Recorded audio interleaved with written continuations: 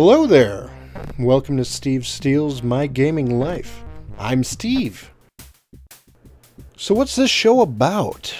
Well, I can tell you this. The rules are going to change from video to video and nothing's ever going to quite be the same.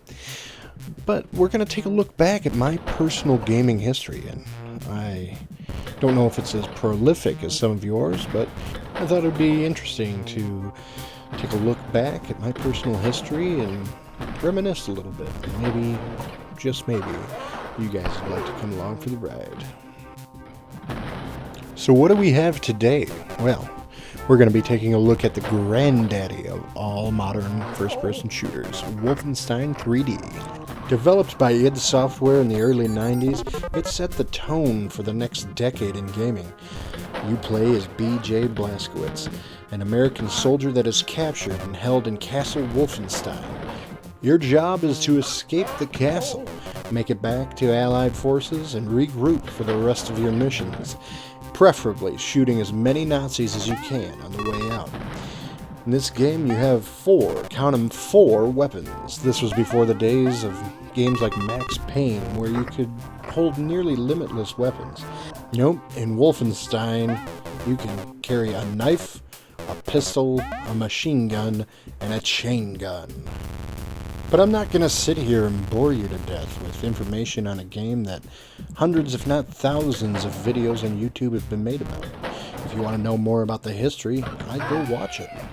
Matter of fact, I would point you to LGR, Lazy Game Reviews. He seems to be more of a gaming historian. You may want to check out his videos. No, I want to concentrate more on my own history with this game.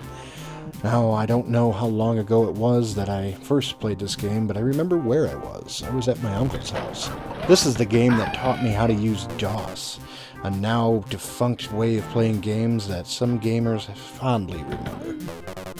Allow me to paint a picture for you younger gamers. You see, back in the day, there was no Steam, there was no Battle.net, there was no Origin.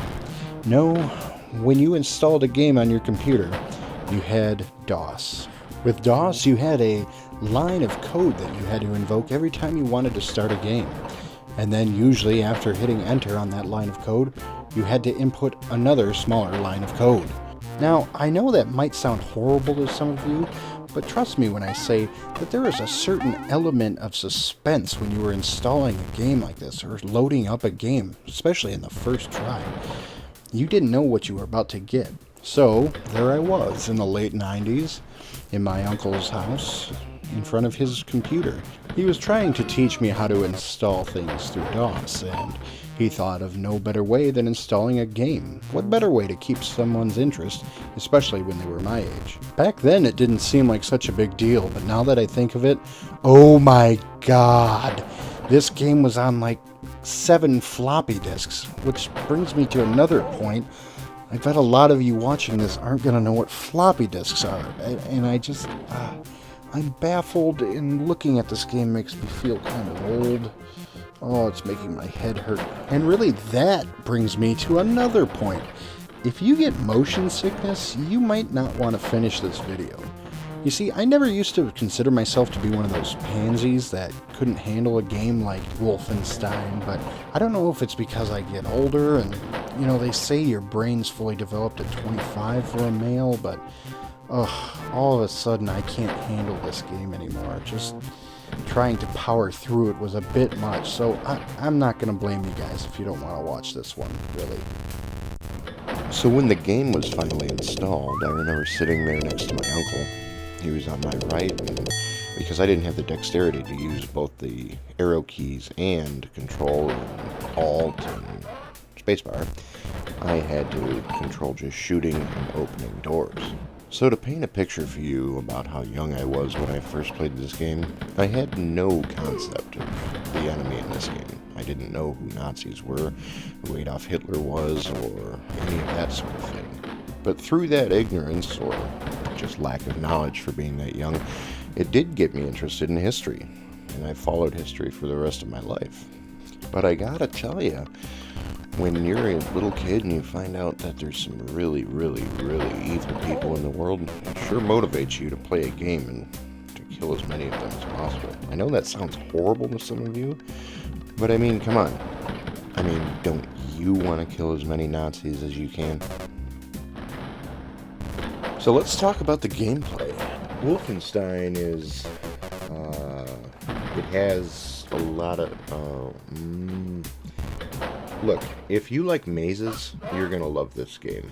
Now, of course, this was par for the course back in the early 90s, but I didn't know any better, and I gotta be honest, this was a real deal breaker on this game for a long time for me.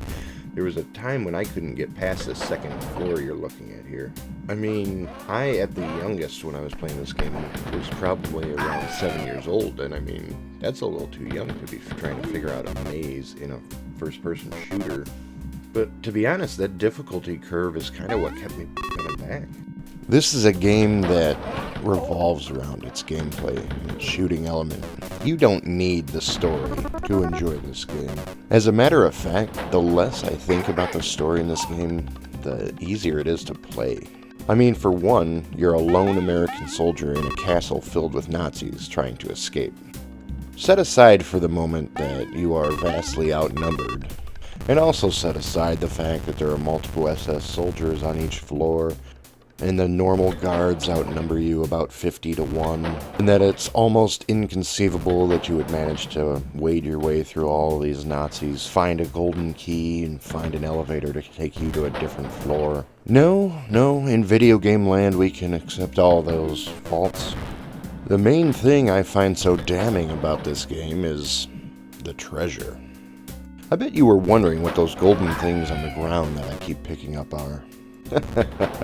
Well, wouldn't you know that they're golden chalices, crates of gold coins, and even gold-plated crosses. Considering for a second that a 24-karat gold-plated chalice weighs approximately 15 ounces, I'm not sure how he's carrying so many. It's not as if he's carrying one or two. BJ picks up about 3,000 of these things throughout the entire game, and that's not counting the boxes of gold or the gold-plated crosses. Don't believe me, huh? Well, take a look at this. Amen.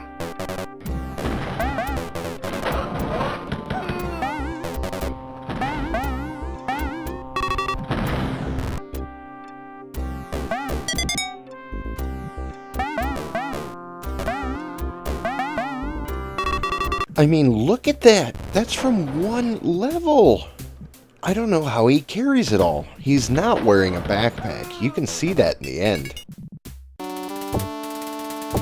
Yeah! But honestly, I think that ridiculous nature of this game is what makes it so fun. No armor, no guns, and yet you still killed a castle full of Nazis. What a badass. Well, I guess now we should talk about the music.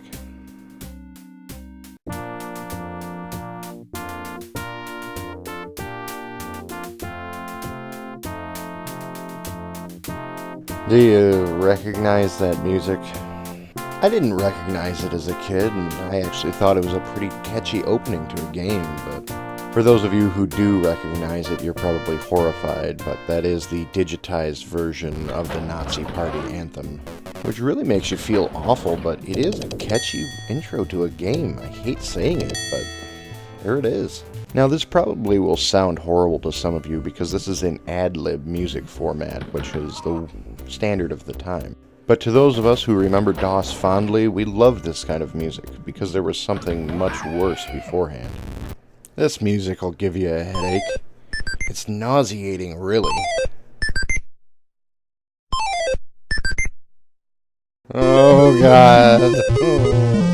It's so upbeat and cheery.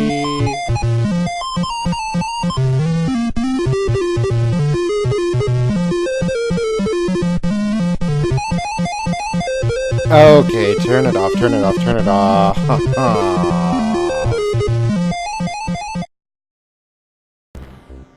But anyways, there's actually some really cool music in this game, and music has such a power over video games, it really sets a nice atmosphere. From the start, this game sets a tone. I mean, to start the game with the Nazi anthem is a pretty ballsy move. But right off the bat in level 1, they have a great song playing. While not as iconic as Doom's E1M1 music, it's still a pretty good tune.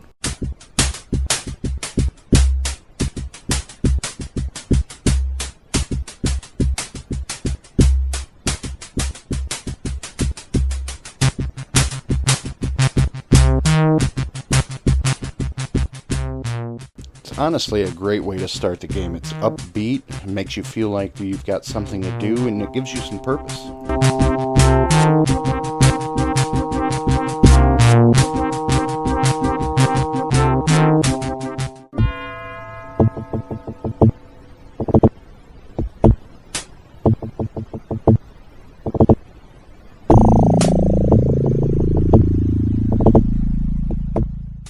This one creeped me out as a kid, made me feel like something bad was going to happen at any moment.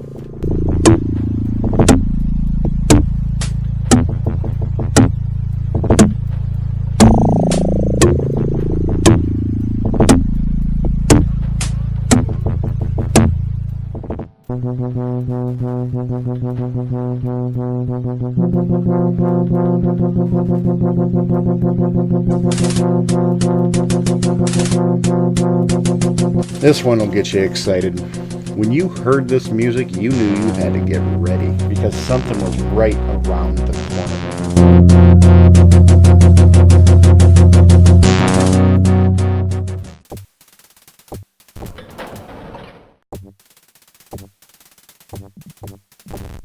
So one last thing we want to talk about is the final boss battle against Hans Gross. Gamers of today might be used to a little bit of an interlude before a boss fight.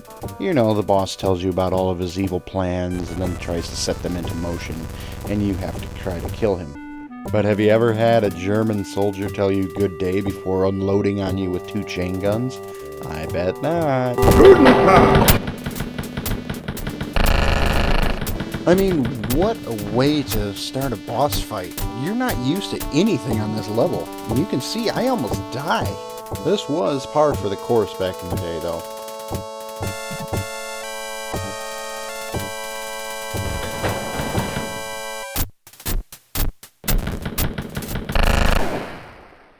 Huh, I died. Well, don't worry, I'm not going to deprive you of the ending. So here you go.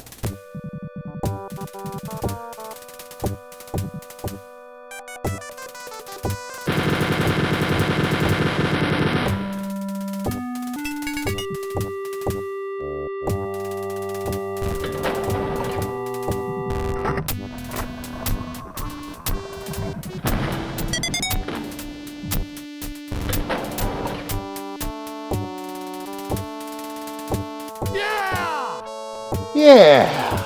So one last little tidbit before we close this episode out. For those of you who aren't aware, old school video games had notoriously bad endings.